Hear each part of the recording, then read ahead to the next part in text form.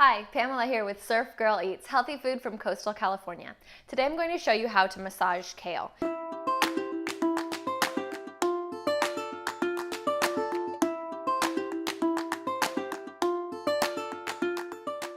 We've got this really giant pile of kale here, and we just want to soften it a little bit so it makes it easier to digest, easier to chew, more flavorful, and also it allows us to use a little bit less olive oil.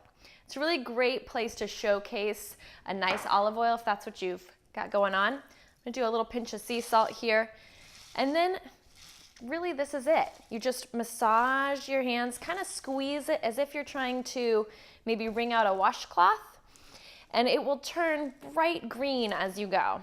As you can see, just getting a deeper color here than it already was, and it's also reducing in volume.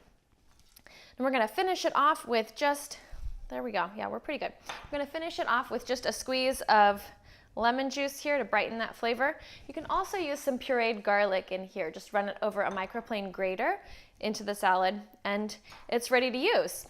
There you go. Thanks for joining me for Surf Girl Eats. Have a great day.